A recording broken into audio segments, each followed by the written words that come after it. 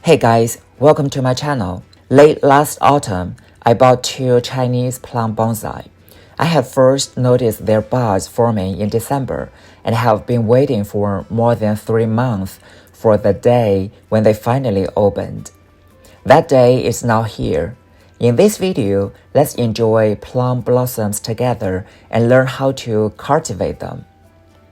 The Chinese plum is a woody plant of the genus Prunus in the Rosaceae family.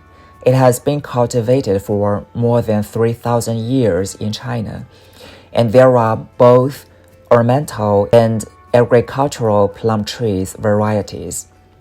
Many types are not only cultivated in the wild for aesthetic purposes, they can also be grown in pots and made into bonsai. The essence of the flowers can be extracted, and the flowers, leaves, roots, and seeds have traditional medical uses. The fruits can be eaten, salted, or dried, or smoked in order to create black plums, which also are used medicinally. Common traditional medical uses of this plant include the treatment of coughs and diarrhea and quenching thirst. Chinese plums are one of the 10 most famous flowers in China. Together with orchids, bamboo, and chrysanthemums, they are listed among the 4 gentlemen in the realm of plants and flowers. Together with pine and bamboo, it is considered one of the 3 friends of winter, a motif symbolic of Confucian virtues such as endurance, modesty, and fortitude. In traditional Chinese culture, the plum blossom has always served as a strong symbol for nobility, resilience, and humility. Chinese plums bloom in the dead of winter when other trees and shrubs are bare and snow and frost are still common occurrences. Typically, its blooming period falls in January, February, or early March. These trees are also often made into bonsai and have extremely high ornamental value. Chinese plums are cold-resistant, drought-tolerant, and have strong adaptability. Growing these beautiful plants well is simply a matter of understanding their characteristic and growth habits. Chinese plums ought to be planted after their leaves fall, but before they bud. In order to improve the survival rate, avoid damaging the root system, and transplant with an intact root ball. Outdoor plantings should be placed in a sunny but sheltered location. Potted plum trees require loose, well-drained, and nutrient-rich soils. You can use a mixture of leaf humus soil, garden soil, river sand, and a small amount of organic fertilizer. Or you can use a premixed potting soil which has sufficient nutrients to fuel the growth of your Chinese plum. As the tree grows, the root system will become denser and the nutrients in the soil will gradually become depleted. Therefore, potted plum blossoms should be repotted and the soil should be refreshed every 1 to 2 years.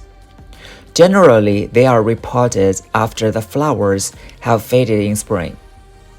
Choose a sunny day to take out the plum tree, remove the old soil, cut out long roots, dead roots, and rotten roots, and replace them with fresh soil. Avoid compacting the soil. Chinese plum trees like light and should receive about 6 hours of light per day. A dark environment will negatively affect the normal growth and flowering of plum trees. However, because sunlight in summer is often too strong, we also need to take appropriate shading measures during the summer month to keep the tree in a partial sun, as too much direct sunlight may damage the tree.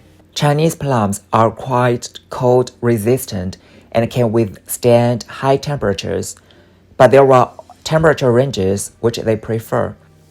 The optimal growth temperature of plum trees is 16 to 23 degrees Celsius.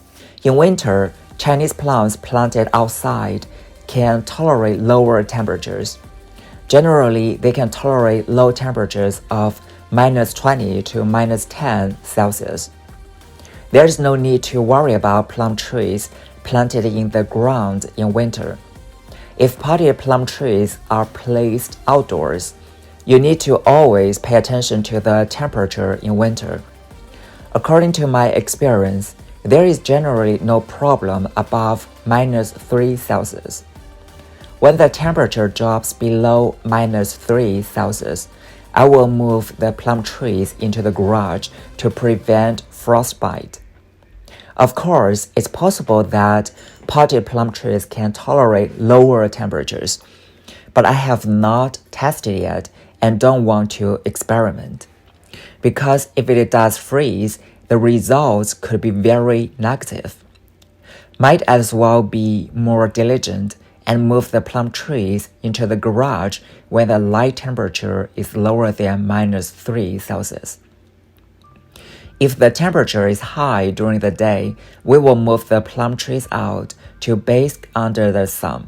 Because winter is when plum trees grow flowers, they need better light during this time. In addition to sufficient light, plum trees also need to be subject to a certain amount of low temperature to form flower buds and bloom. In order to promote the flowering of potted plum trees, they need to be placed in a low temperature environment after late autumn, such as outdoors or in a low temperature room for more than a month. We shouldn't move plum trees into warmer indoor spaces before they grow buds, especially since most indoor rooms in the north are heated. We can wait for the plum trees to bloom and then move them indoors to enjoy them. Or after there are flower buds, move them indoors to encourage flowering. Chinese plums are drought tolerant, and watering should be done when the soil is dry. Keep the soil moist, but avoid waterlogging the plants.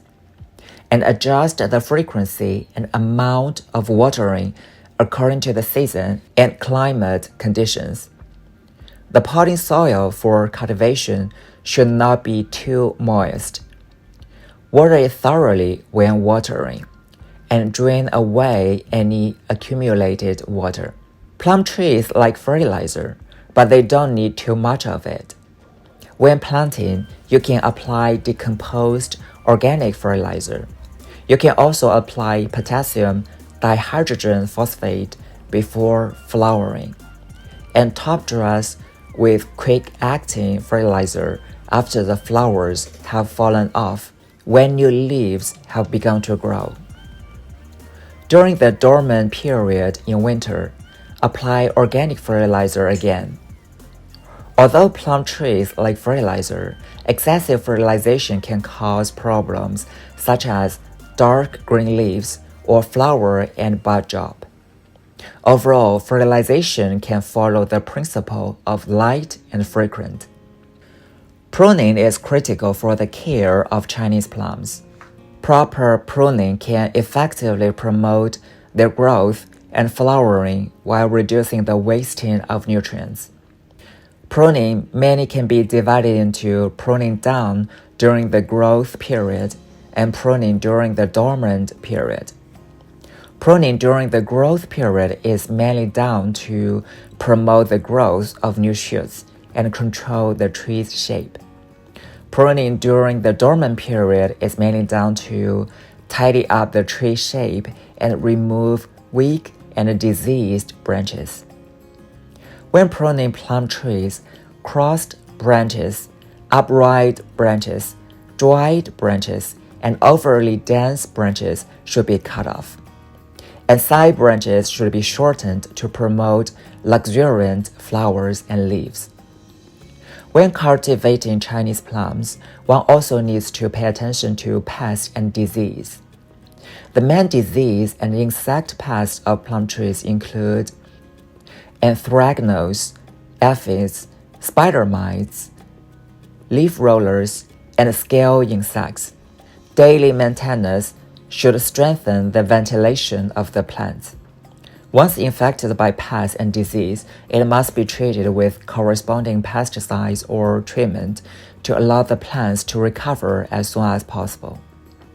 Regarding the prevention and control of pests and disease, those who are interested can go to my channel and watch previously released videos on that subject. That's all for today. I hope that this video is helpful to you. Thanks for watching and see you next time.